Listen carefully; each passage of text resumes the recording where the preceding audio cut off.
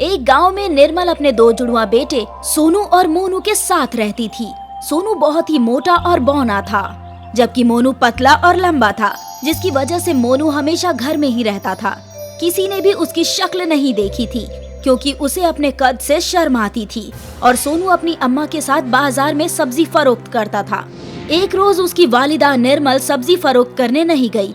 सोनू तन्हा ही सब्जी फरोख्त कर रहा था। तभी वहाँ खेत का मालिक राकेश आया। अरे सोनू, सब्जी ही बेचते हो या कुछ और भी? बाबा, अभी तो सब्जी ही है। अरे मैं कह रहा हूँ कि मेरे बाग में आम लगे हैं, वो भी तोड़कर यहाँ फरोख्त करो, दोनों मुनाफा कमाएंगे। बोलो, कुछ नुकसान तो नहीं है ना? नहीं बाबा, कुछ भी नुकसान नहीं है, लेकिन मैं एक दफा अम्मा से बात करके ही आपको कंफर्म करूंगा। ठीक है, बता देना, लेकिन थोड़ा जल्दी ही जवाब देना, नहीं तो किसी और को दे दूंगा। राकेश ये बात कहकर वहाँ से चला गया। शाम को सोनू ने अपनी वालिदा को जाकर ये सब बताया। अम्मा, वो राकेश बाबा आए थे और उन्होंने कहा कि हम उनके बाग के आम उनसे खरीद कर बाजार में फरोख्त करें और मुनाफा आपस में बांट लें। देखो सोनू, इस सौदे का कोई घाटा नहीं है, लेकिन राकेश एक बेईमान शख्स है, मुझे इस पर यकीन नहीं है। लेकिन अम्मा, आम में कोई बेईमानी कर सकता है? जब किसी का काम ही बेईमानी करना होता है तो उसे सिर्फ एक मौके की तलाश होती है। अम्मा, आप बेफिक्र रहो, सिर्फ ये देखो कि ये सौदा कितना मुनाफा देगा। ठीक है सोनू, अगर तू मेरी बात नहीं मानता है तो ठीक है। हाँ अम्मा, मैं अब जाकर राकेश बाबा को हाँ कर देता हूँ। सोनू वहाँ से चला गया और अगले रोज राकेश से आम लेकर बाजार चला गया। सोनू ने उस रोज सब्जी और आम एक बड़े ठेले पर रख लिए। आम ताजे थे तो लोग उस तरफ मुतवज्जह होकर आने लगे। भाई, आम कैसे दिए? 20 रुपये किलो। अरे सही लगाओ ना। भाईजान बिल्कुल ताजे हैं, 20 रुपए में ही ले लीजिए ना। ठीक है भाई, मैं तुम्हारे बर्ताव की वजह से ही ये आम ले रहा हूँ।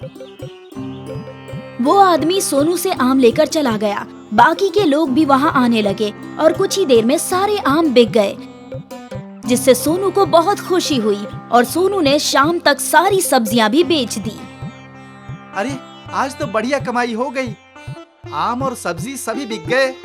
घर जाकर बताऊंगा तो अम्मा भी बेहद खुश होगी और राकेश बाबा भी बहुत खुश होंगे। तभी सोनू ने देखा कि राकेश उसकी जानिब आ रहा है।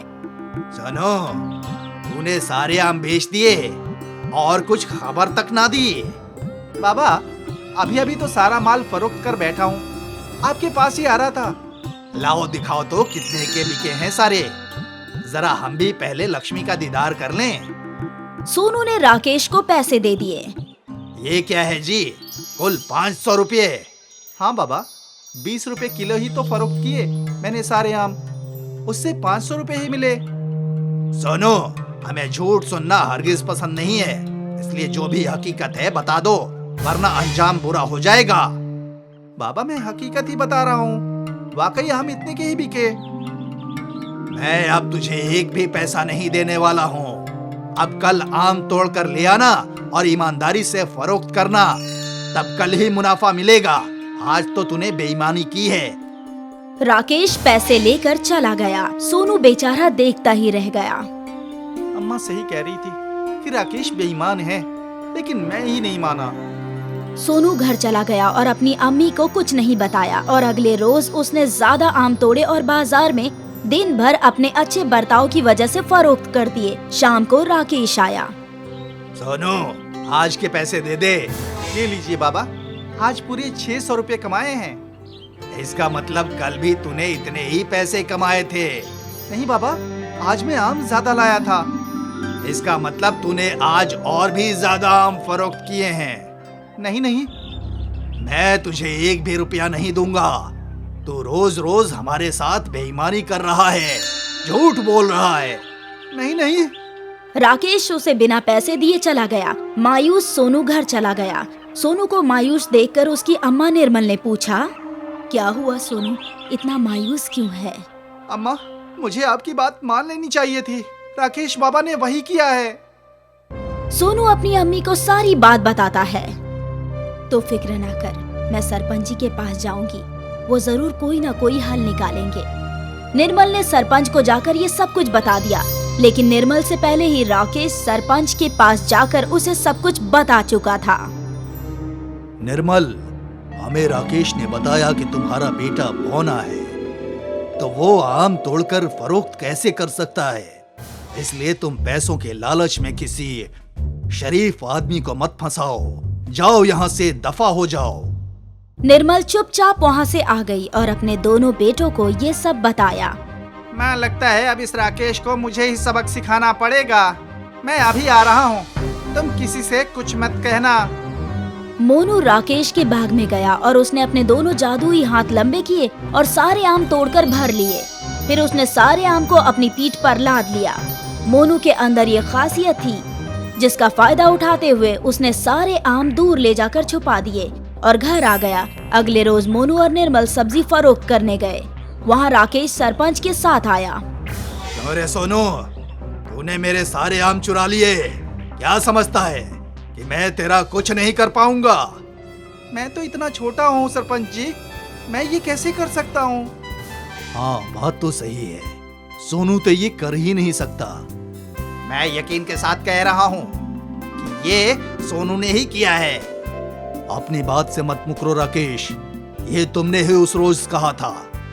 राकेश को अपने किए का एहसास हो गया। अब वो सरपंच को हकीकत भी नहीं बता सकता था, इसलिए वो चुपचाप अपने घर चला गया। सोनू और मोनू ने वो सारे आम मुफलिसों में बांट दिए और खुशी खुशी रहने लगे। एक गांव में निर्मल अपने दो जुड़वा बेटे सोनू और मोनू के साथ रहती थी।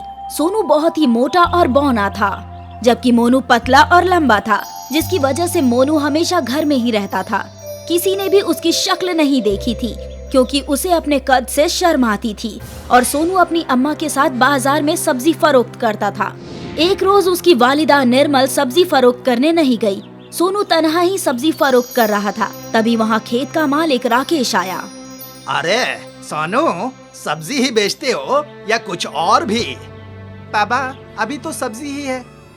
अरे मैं कह रहा हूँ कि मेरे बाग में आम लगे हैं, वो भी तोड़कर यहाँ फरोख्त करो, दोनों मुनाफा कमाएंगे। बोलो, कुछ नुकसान तो नहीं है ना? नहीं बाबा, कुछ भी नुकसान नहीं है, लेकिन मैं एक दफा अम्मा से बात करके ही आपको कंफर्म करूंगा। ठीक है, बता देना, लेकिन थोड़ा जल्दी ही जवाब देना, नहीं तो किसी और को दे दूंगा। राकेश ये बात कहकर वहाँ से चला गया। शाम को सोनू ने अपनी वालिदा को जाकर ये सब बताया। अम्मा, वो राकेश बाबा आए थे और उन्होंने कहा कि हम उनके बाग के आम उनसे खरीद कर बाजार में फरोख्त करें और मुनाफा आपस में बांट लें। देखो सोनू, इस सौदे का कोई घाटा नहीं है, लेकिन राकेश एक बेईमान शख्स है। मुझे इस पर यकीन नहीं है। लेकिन अम्मा, आम में कोई बेईमानी कर सकता है? जब किसी का काम ही बेईमानी करना होता है, तो उसे सिर्फ एक मौके की तलाश होती है। अम्मा, आप बेफिक्र रहो, सिर्फ ये देखो कि ये सौदा कितना मुनाफा देगा। ठीक है सोनू, अगर तू मेरी बात नहीं मानता है तो ठीक है। हाँ अम्मा, मैं अब जाकर राकेश बाबा को हाँ कर देता हूँ। सोनू वहाँ से चला गया और अगले रोज राकेश से आम लेकर बाजार चला गया। सोनू ने उस रोज सब्जी और आम एक बड़े ठेले पर रख लिए। आम ताजे थे तो लोग उस तरफ मुतवज्जह होकर आने लगे। भाई, आम कैसे दिए? 20 रुपये किलो। अरे सही लगाओ ना भाईजान, बिल्कुल ताजे हैं, 20 रुपए में ही ले लीजिए ना। ठीक है भाई, मैं तुम्हारे बर्ताव की वजह से ही ये आम ले रहा हूँ। वो आदमी सोनू से आम लेकर चला गया। बाकी के लोग भी वहाँ आने लगे और कुछ ही देर में सारे आम बिक गए, जिससे सोनू को बहुत खुशी हुई और सोनू ने शाम तक सारी सब्जियां भी बेच दी। अरे आज तो बढ़िया कमाई हो गई, आम और सब्जी सभी बिक गए। घर जाकर बताऊंगा तो अम्मा भी बेहद खुश होगी और राकेश बाबा भी बहुत खुश होंगे। तभी सोनू ने देखा कि राकेश उसकी जानिब आ रहा है। सुनो, तूने सारे आम बेच दिए और कुछ खबर तक ना दी। बाबा, अभी अभी तो सारा माल फरोख्त कर बैठा हूँ, आपके पास ही आ रहा था। लाओ दिखाओ तो कितने के बिके हैं सारे, जरा हम भी पहले लक्ष्मी का दीदार कर लें। सोनू ने राकेश को पैसे दे दिए। ये क्या है जी, कुल 500 रुपये? हाँ बाबा, 20 रुपए किलो ही तो फरोख्त किए मैंने सारे आम, उससे 500 रुपए ही मिले। सोनू, हमें झूठ सुनना हरगिज पसंद नहीं है, इसलिए जो भी हकीकत है बता दो, वरना अंजाम बुरा हो जाएगा। बाबा मैं हकीकत ही बता रहा हूँ, वाकई आम इतने के ही बिके। मैं अब तुझे एक भी पैसा नहीं देने वाला हूँ। अब कल आम तोड़ कर ले आना और ईमानदारी से फरोख्त करना, तब कल ही मुनाफा मिलेगा। आज तो तूने बेईमानी की है। राकेश पैसे लेकर चला गया। सोनू बेचारा देखता ही रह गया। अम्मा सही कह रही थी कि राकेश बेईमान है, लेकिन मैं ही नहीं माना। सोनू घर चला गया और अपनी अम्मी को कुछ नहीं बताया और अगले रोज उसने ज्यादा आम तोड़े और बाजार में दिन भर अपने अच्छे बर्ताव की वजह से फरोख्त कर दिए। शाम को राकेश आया। सोनू, आज के पैसे दे दे। ले लीजिए बाबा, आज पूरे 600 रुपए कमाए हैं। इसका मतलब कल भी तूने इतने ही पैसे कमाए थे? नहीं बाबा, आज मैं आम ज्यादा लाया था। इसका मतलब तूने आज और भी ज्यादा आम फरोख्त किए हैं। नहीं नहीं, मैं तुझे एक भी रुपया नहीं दूंगा। तू रोज रोज हमारे साथ बेईमानी कर रहा है, झूठ बोल रहा है। नहीं नहीं। राकेश उसे बिना पैसे दिए चला गया। मायूस सोनू घर चला गया। सोनू को मायूस देखकर उसकी अम्मा निर्मल ने पूछा, क्या हुआ सोनू, इतना मायूस क्यों है? अम्मा, मुझे आपकी बात मान लेनी चाहिए थी। राकेश बाबा ने वही किया है। सोनू अपनी अम्मी को सारी बात बताता है। तो फिक्र ना कर, मैं सरपंच जी के पास जाऊंगी, वो जरूर कोई ना कोई हल निकालेंगे। निर्मल ने सरपंच को जाकर ये सब कुछ बता दिया, लेकिन निर्मल से पहले ही राकेश सरपंच के पास जाकर उसे सब कुछ बता चुका था। निर्मल, हमें राकेश ने बताया कि तुम्हारा बेटा बौना है, तो वो आम तोड़कर फरोख्त कैसे कर सकता है? इसलिए तुम पैसों के लालच में किसी शरीफ आदमी को मत फंसाओ। जाओ यहाँ से, दफा हो जाओ। निर्मल चुपचाप वहाँ से आ गई और अपने दोनों बेटों को ये सब बताया। मैं लगता है अब इस राकेश को मुझे ही सबक सिखाना पड़ेगा। मैं अभी आ रहा हूँ, तुम किसी से कुछ मत कहना। मोनू राकेश के बाग में गया और उसने अपने दोनों जादुई हाथ लंबे किए और सारे आम तोड़कर भर लिए। फिर उसने सारे आम को अपनी पीठ पर लाद लिया। मोनू के अंदर ये खासियत थी, जिसका फायदा उठाते हुए उसने सारे आम दूर ले जाकर छुपा दिए और घर आ गया। अगले रोज मोनू और निर्मल सब्जी फरोख्त करने गए। वहाँ राकेश सरपंच के साथ आया। अरे सोनू, तूने मेरे सारे आम चुरा लिए। क्या समझता है कि मैं तेरा कुछ नहीं कर पाऊंगा? मैं तो इतना छोटा हूँ सरपंच जी, मैं ये कैसे कर सकता हूँ? हाँ, बात तो सही है। सोनू तो ये कर ही नहीं सकता। मैं यकीन के साथ कह रहा हूँ कि ये सोनू ने ही किया है। अपनी बात से मत मुकरो राकेश, ये तुमने ही उस रोज कहा था। राकेश को अपने किए का एहसास हो गया। अब वो सरपंच को हकीकत भी नहीं बता सकता था, इसलिए वो चुपचाप अपने घर चला गया। सोनू और मोनू ने वो सारे आम मुफलिसों में बांट दिए और खुशी खुशी रहने लगे।